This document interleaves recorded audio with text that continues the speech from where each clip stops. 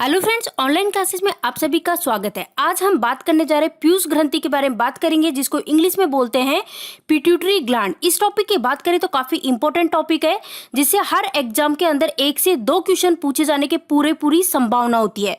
तो आज ये टॉपिक इतने अच्छे से हो जाएगा, अगर आप वीडियो को कंप्लीट देखते हो तो आपको बड़े अच्छे से ये टॉपिक समझ में आ जाएगा और इससे रिलेटेड ऐसे क्वेश्चन जो एग्जाम में बार बार पूछे गए हैं उन क्वेश्चंस को भी यहाँ पे कवर किया है। तो चलो फ्रेंड्स, स्टार्ट करते हैं सेशन को, देखते हैं किस तरह से हमने यहाँ पे एक एक चीज को क्लियर किया है। देखिए यहाँ पे सबसे पहले हम बात करने जा रहे हैं पीयूष ग्रंथि, जिसको हम इंग्लिश में बोलते हैं पिट्यूटरी ग्लैंड इसको बोलते हैं। तो इसकी बात करें तो क्या है ये, क्या समझते हो, हमारी बॉडी के कौन से अंग में होता है? तो ध्यान दीजिए, मस्तिष्क के ठीक नीचे होता है। ये हमारा मस्तिष्क है और इसके ठीक नीचे यहाँ पे ये आपको दिखाई दे रहा है, ये है पिट्यूटरी ग्लैंड। अब ये पिट्यूटरी ग्लैंड की बात हो गई है तो देखो, ये तो हमने देख लिया कि हमारे मस्तिष्क के ठीक नीचे होता है। अब इसका आकार कैसा होता है फ्रेंड्स, यहाँ पे भी आप देख सकते हो। पिट्यूटरी ग्लैंड की बात करें तो देखो, ये आपको साफ दिख रहा है, ये जो है ना, ये है पिट्यूटरी ग्लैंड और इसका जो आकार होता है मटर के दाने जैसा होता है। और इसका वजन कितना होता है पिट्यूटरी ग्लैंड का, तो ये आप लिख लीजिए 0.6 ग्राम। 0.6 ग्राम इसका वजन होता है और आउंस में बोले तो 0.02 आउंस होता है इसका वजन। ये हमने देख लिया। और ये काम क्या करता है कि कई प्रकार के हार्मोन्स जो होते हैं उनको स्त्रावित करती है ये ग्रंथि। कौन सी? पीयूष ग्रंथि। और जो पीयूष ग्रंथि है, इससे स्त्रावित होने वाले जो हार्मोन्स होते हैं वो किस टाइप के होते हैं? विकास हार्मोन्स होते हैं, ये भी ध्यान रखना है। अब देखिए, अगर आपसे पूछे कि जो पीयूष ग्रंथि है ये किस तरह की ग्रंथि है, तो फ्रेंड्स ये एक अंत स्त्रावी ग्रंथि है। ये चीज हमने देख ली। अब साथ ही साथ इस ग्रंथि की बात करें, देखो यहाँ पे लिखा गया है कि जो विकास हार्मोन्स होते हैं उसको ये स्त्रावित करती है। तो देखो, ये जो ग्रंथि है ना, पीयूष ग्रंथि, ये शरीर के विकास में तथा शरीर में पानी के संतुलन को बनाए रखने में काफी सहायता करती है, तो ये भी ध्यान रखना है। और ये जो ग्रंथि है ये हार्मोन्स को स्त्रावित करने वाली समस्थिति का विनय करती है, तो ये चीज भी हम देख चुके हैं। अब यहाँ पे देखिए कुछ और चीजें। यहाँ पे देखो, इस ग्रंथि की बात करें तो विकास हार्मोन हड्डियों एवं मांसपेशियों के विकास को ये क्या करती है? नियंत्रित करती है। और जिन व्यक्तियों में देखो होता क्या है, जो विकास हार्मोन होता है ना, वो विकास हार्मोन की कमी होती है, वो लोग किस तरह के होते हैं? नाटे होते हैं, यानी कि उनकी हाइट बहुत कम रह जाती है। लेकिन जिन लोगों में इनका जो स्त्राव होता है, विकास हार्मोन जो होते हैं, इनका विकास अधिक होता है, तो वो लोग बहुत लंबे होते हैं। कहने का मतलब क्या हो गया? अब ये विकास हार्मोन कौन सा होता है? एसटीएच हार्मोन होता है।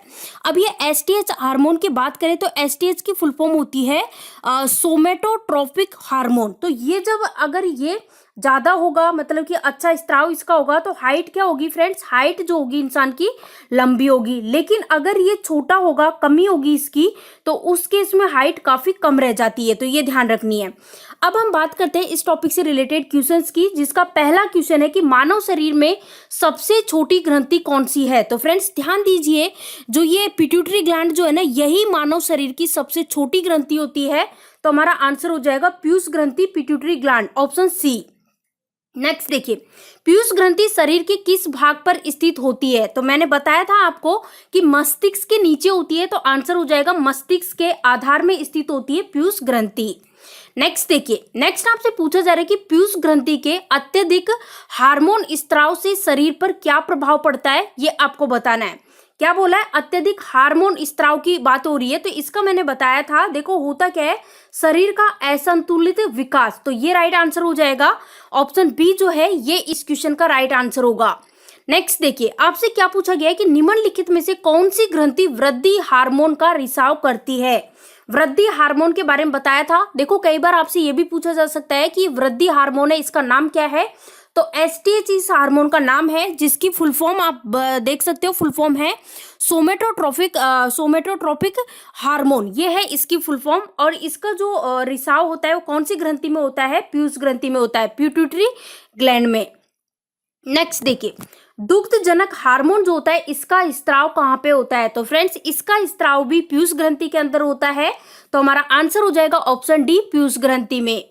ये देखिए नेक्स्ट क्वेश्चन आपसे पूछा गया एसटीएच हार्मोन के बारे में बात की गई है कि इसका जो स्त्राव है वो किस ग्रंथि से होता है। इसके बारे में मैंने आपको बताया था, पीयूष ग्रंथि में इसका स्त्राव होता है। होता क्या है, जो ये एसटीएच हार्मोन है ये एक विकास हार्मोन है और देखो इसको मतलब कि जब ये काफी लंबा होगा, कभी जब ये बढ़ेगा तो इंसान की जो हाइट है ना वो भी काफी लंबी होती है। लेकिन जब ये एसटीएच हार्मोन है इसमें ही कमी होगी तो हाइट है ना वो इंसान की कम हो जाती है। एक तरह से जो बोने लोग होते हैं ना, नाटे लोग, वो इसी कारण से होते हैं क्योंकि उनका एसटीएच हार्मोन जो होता है वो कम होता है। नेक्स्ट देखिए, ऑक्सीटॉक्सिन हार्मोन की बात करिए है कि ये स्त्रावित करने वाली ग्रंथि कौन सी है। ऑक्सीटॉक्सिन हार्मोन कौन सी ग्रंथि स्त्रावित करती है? तो फ्रेंड्स ऑक्सीटॉक्सिन हार्मोन की बात करें तो पीयूष ग्लैंड, पिट्यूटरी ग्लैंड है, यही इसको स्त्रावित करती है। तो आंसर हो जाएगा ऑप्शन ए।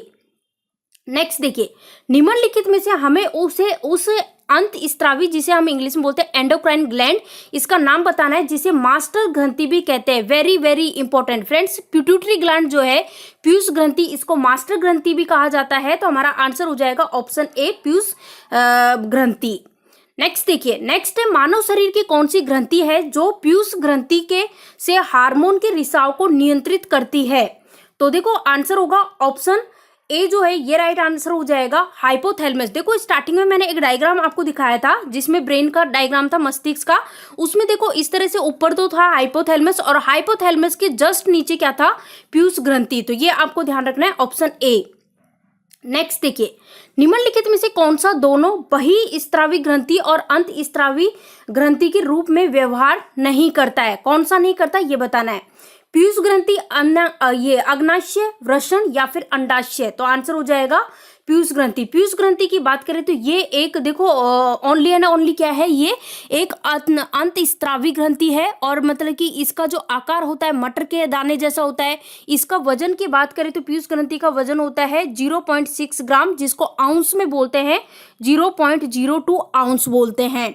और किस तरह का क्या काम करती है ये शरीर, ये जो ग्रंथि है ये शरीर के विकास में तथा शरीर में पानी के संतुलन को बनाए रखने में मदद करती है।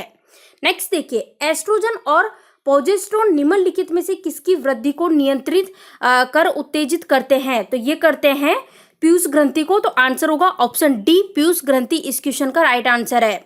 नेक्स्ट देखिए, वृद्धिकर हार्मोन बनाया जाता है किसके द्वारा? तो वृद्धिकर हार्मोन कौन सा होता है? एसटीएच, जिसको बनाया जाता है पीयूष ग्रंथि के द्वारा। आंसर होगा ऑप्शन बी। अब देखिए यहाँ पे ये जो टॉपिक हमने लिया था इसके सारे क्वेश्चंस भी कंप्लीट हो चुके हैं। तो वीडियो को यहीं खत्म करते हैं।